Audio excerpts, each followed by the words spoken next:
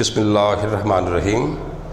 पाक garrison higher secondary school Nankana Sahib की class दहम के अज़ीज़ तलबा व तालिबात अस्सलाम वालेकुम।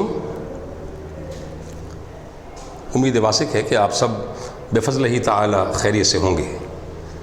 उर्दू का मुअल्लिम ज़ाकिर हुसैन ज़ाकिर आपसे मुखातिब है।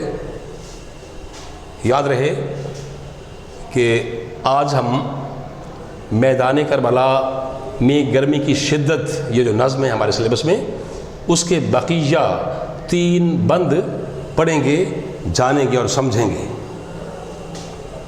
3 बंद पहले करवा दिए थे तो 3 अब की बार करवाए जा रहे हैं, इसलिए बगोशे होश यानी कामिल तवज्जो से आप जाने और सुने।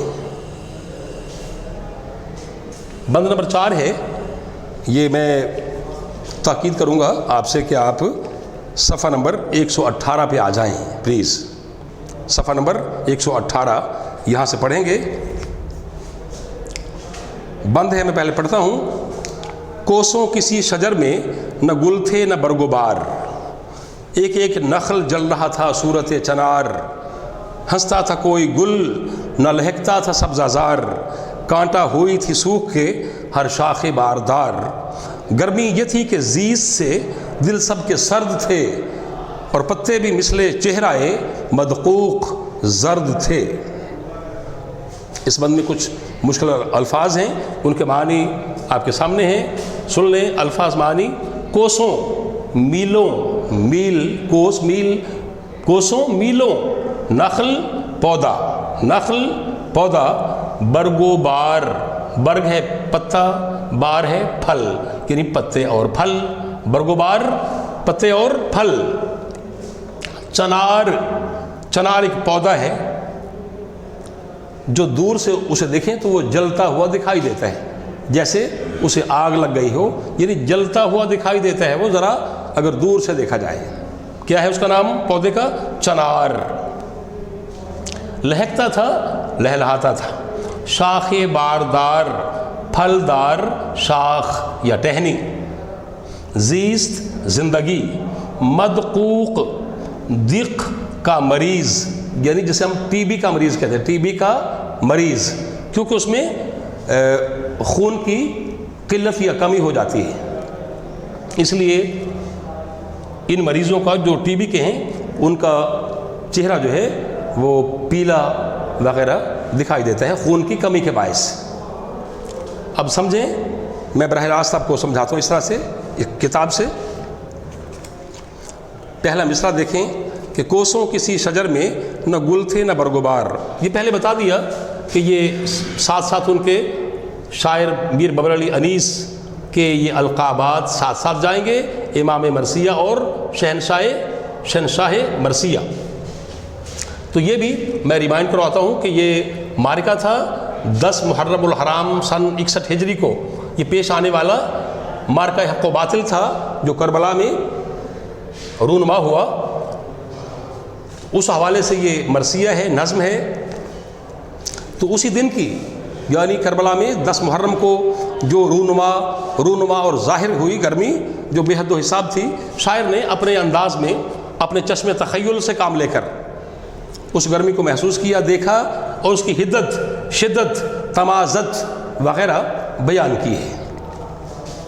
तो लिहाजा चौथे बंद के पहले मिसरा में शायर कहते हैं कि मीलों, मीलों यानी बहुत दूर दूर तक किसी शजर या दरख्त पर न फूल नज़र आते थे और न फल वग़ैरह और न पत्ते, यानी इसे टुंड मुंड भी कहते हैं कि दरख्त गर्मी के बायस, बेपनाह गर्मी के बायस टुंड मुंड हो गए थे, यानी ना उन पर पत्ते थे, ना फल थे, ना फूल वगैरह थे। ये पहला मिसरा।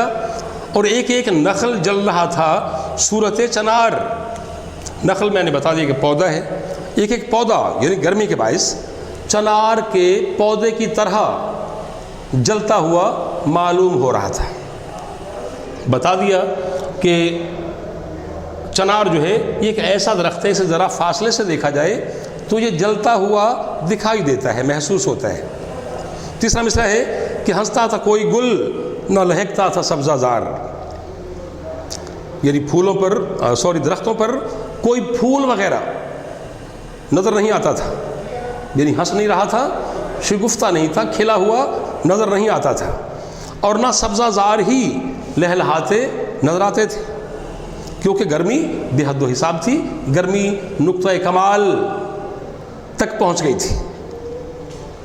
تو کانٹا ہوئی تھی سوکھ کے ہر شاخ باردار، یہ چوتھا مصرع ہے، یعنی ہر شاخ باردار، وہ شاخ جس پر پھل پھول لگے ہوں، وہ گرمی کے باعث، گرمی کے تھپیڑوں کے باعث وہ شاخ سوکھ کر کانٹا ہو گئی تھی، یعنی بے طرح خشک ہو گئی تھی، اور اس کے تمام پتے، تمام برگ، تمام بار، پھل وغیرہ یہ بالکل ناپید اور غائب ہو گئے تھے۔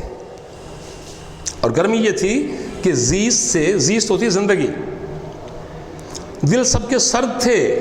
اب سمجھنا ہے کہ زندگی سے دل سرد ہونے سے کیا مراد ہے، یہ بتائیں گے آپ کہ گرمی کے باعث، یعنی گرمی اس قدر زوروں پر تھی، اپنے جوبن پر تھی کہ دور دور تک زندگی کے آثار دکھائی نہیں دیتے تھے زندہ رہنے کے، یعنی زندگی کی تمام چاشنی، دلکشی، اس کی کشش، وہ تمام ختم ہو کر رہ گئی تھی۔ اور پتے بھی، یعنی جو درختوں کے پتے تھے وہ دیق کے مریض کی طرح بالکل پیلے ہو گئے تھے، ان میں پیلاہٹ پیدا ہو گئی تھی۔ تو یہ بند ہو چکا ہے۔ اس میں بھی دراصل اس شاعر نے امام مرثیہ اور شہنشاہ مرثیہ نے مارکہ کرب و بلا کے دن رونما ہونے والی، ظاہر ہونے والی بے حد و حساب گرمی کا جائزہ لیا ہے۔ تو اب ہم اس کے بعد بند نمبر 5 پڑھتے ہیں۔ میں یہاں سے پڑھتا ہوں۔ شیر اٹھتے تھے نہ دھوپ کے مارے کچھار سے، آہو نہ منہ نکالتے تھے سبزہ زار سے، اور آئینہ مہر کا تھا مقدر غبار سے، گردوں کو تب چڑھی تھی زمین کے بخار سے۔ گرمی سے مضطرب تھا زمانہ زمین پر، بھن جاتا تھا جو گرتا تھا دانہ زمین پر۔ تو کچھ الفاظ ہیں، ان کے معنی سنیں آپ۔ کچھار کیا ہے؟ شیروں کا یا شیر کا گھر ہے، یہ غار بھی ہے، غار وغیرہ جہاں شیر قیام کرتے ہیں، رہتے ہیں۔ آہو پہلے بھی لفظ آیا، ہرن یا ہرن، مہر سورج، مقدر گدلا ہو جانا، مڈی سا، گدلا سا، تو سانولا سا۔ گردوں آسمان ہے، گردوں آسمان، تپ بخار یا حرارت، مضطرب بے چین یا بے قرار۔ اب جانے مصرع بمصرع کچھ تشریح وغیرہ۔ 5واں ہے بند۔ شیر اٹھتے تھے نا دھوپ کے مارے کچھار سے۔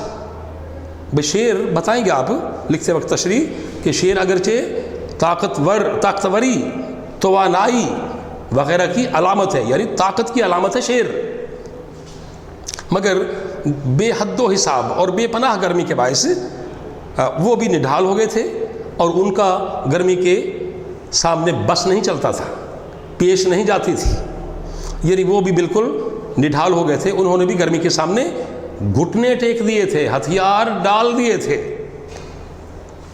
یعنی اسی لیے وہ اس گرمی میں اپنی کچھاروں سے، اپنے گھروں سے لمحہ بھر کے لیے بھی جدا نہیں ہوتے تھے، یا اپنی کچھاروں سے باہر نہیں نکلتے تھے، یعنی ان کا بھی گمان تھا، خیال تھا کہ اگر ہم نے اپنا گھر چھوڑا کچھ لمحوں کے لیے بھی تو ہم جل کر، یعنی لو کے باعث جل کر مر جائیں گے، یا گرمی کے منفی اثرات ہم پر بھی لامحالہ مرتب ہوں گے، ہم بیمار پڑ جائیں گے یا مر جائیں گے۔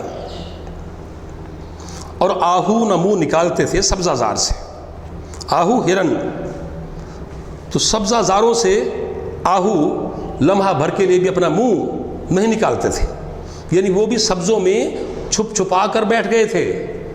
گرمی اس قدر زیادہ تھی کہ الامان، اللہ کی پناہ۔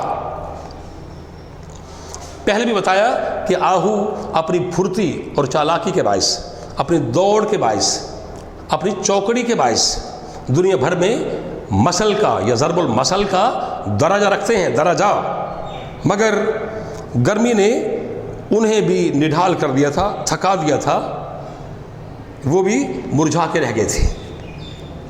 دوسرے لفظوں میں وہ بھی چوکڑی بھول گئے تھے، ان کی چستی پھرتی اور چالاکی کافور ہو گئی تھی، ناپید ہو گئی تھی۔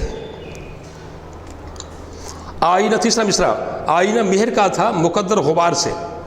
تو مہر میں نے بتا دیا کہ یہ سورج ہے، سورج مہر، کیونکہ سورج سراپا ایک آئینہ ہے، آئینے کی مانند ہے، یعنی آئینہ مہر، سورج کا آئینہ سے کیا مراد ہے؟ بجائے خود سورج ہی ہے، تمام کا تمام سورج اس سے مراد ہے، یعنی سورج جو اس قدر روشن ہے، روشنی کا مرکز ہے، وہ بھی مقدر ہو گیا تھا، گدلا ہو گیا تھا۔ کس کے باعث؟ زمین سے جو بخارات اٹھ رہے تھے یا غبار کے باعث، وہ غبار گرد جو آسمان تک جس کی رسائی تھی۔ القصہ، سورج بجائے خود گدلا گدلا نظر آتا تھا، تپش کے باعث بھیجا، گرمی کے باعث اور حرارت کے باعث۔ چوتھا مصرع ہے، گردوں کو تپ چڑھی تھی زمین کے بخار سے۔ گردوں آسمان، بتا دیا گردوں آسمان ہے، تو گردوں کو تپ چڑھنا کیا مراد ہے؟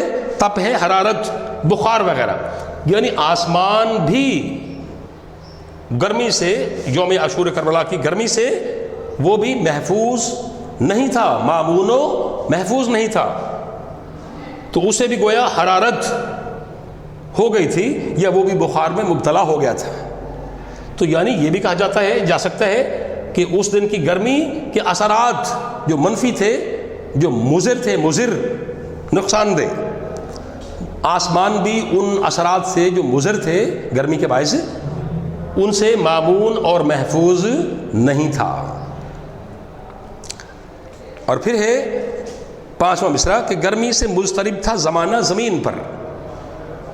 گرمی اس قدر زیادہ تھی، نقطۂ عروج تک پہنچی ہوئی تھی، اپنے جوبن اور زوروں پر تھی کہ تمام اہل ارض، یعنی زمین والے، زمین پر بسنے والے، تمام کے تمام گرمی کے باعث بے چین اور بے قرار تھے، یعنی ان کا قرار اور سکون اور اطمینان گرمی کے باعث چھن گیا تھا۔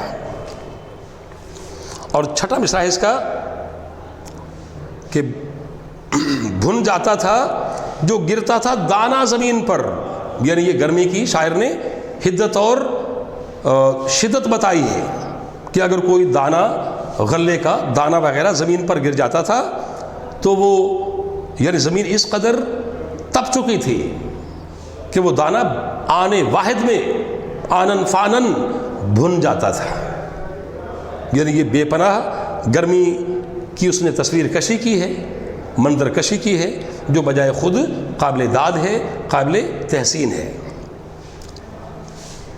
اس کے بعد ہم بڑھتے ہیں بند نمبر 6 کی طرف، جو اس کا آخری بند ہے اس نظم کا۔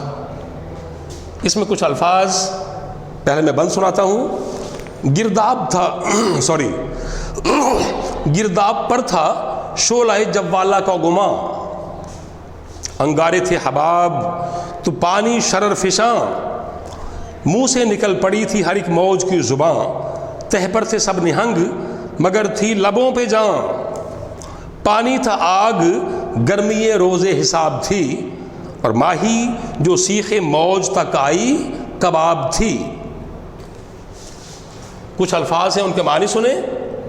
لفظ گرداب، یہ گرداب نہیں ہے، گرداب ہے لفظ۔ کیا معنی اس کے؟ منج دھار، بھنور، منج ہوتا ہے درمیان، دھار ہے پانی کی دھار وغیرہ، رو دھار، بھنور۔ شعلہ جوالا، گھومتا ہوا شعلہ، گھومتا ہوا شعلہ۔ حباب، بلبلا۔ شرر فشاں، چنگاریاں یا آگ برسانے والا، چنگاریاں یا آگ برسانے والا۔ نہنگ، مگر مچھ، ماہی، مچھلی۔ تو ادھر آتے ہیں اور مصرع بمصرع آخری بند بھی کھولتے ہیں تھوڑا تھوڑا، سنیے. گرداب پر تھا شعلہ جوالا کا گما، یعنی دریا میں جو گرداب اٹھتا ہے جسے بھنور کہتے ہیں، یعنی وہ پانی جو گھومتا ہے جہاں گہرائی ہوتی ہے وہاں، اسے گرداب بھی کہتے ہیں، مجدھار بھی اور بھنور بھی. یعنی بھنور جو تھا وہ بجائے خود گھومتا ہوا، یہ لکھ دیا میں نے، گھومتا ہوا شعلہ دکھائی دیتا تھا. گرداب یا بھنور بجائے خود، یعنی گرمی کی حدت اور شدت کے باعث وہ گھومتا ہوا شعلہ دکھائی دیتا تھا. اور انگارے تھے حباب، یعنی بلبلے جو تھے دریاؤں کے، نہروں کے بلبلے جو ظاہر ہوتے تھے وہ اپنی جگہ انگارے دکھائی دیتے تھے، دہکتے ہوئے انگارے دکھائی دیتے تھے. اور پانی شرر فشاں، تو پانی تو جیسے چنگاریاں یا آگ برسا رہا تھا. اور منہ سے، تیسرا مصرع چھٹے بند کا، منہ سے نکل پڑی تھی ہر ایک موج کی زبان، یعنی موجیں جو ہیں، لہریں، وہ بھی اس طرح معلوم ہوتا تھا جیسے ان کی منہ سے زبان نکل پڑی ہو، یعنی وہ بھی گرمی کے باعث نڈھال ہو چکی ہوں، تھک گئی ہوں، یا گرمی کے سامنے انہوں نے بھی، موجوں نے بھی گھٹنے ٹیک دیے ہوں. چوتھا مصرع ہے، تہ پر تھے سب نہنگ، یعنی مگرمچھ دریاؤں وغیرہ کی تہ میں چلے گئے تھے، نیچے تک امان اور سکون ڈھونڈنے کے لیے، پناہ اور سکون ڈھونڈنے کے لیے، اطمینان پانے کے لیے.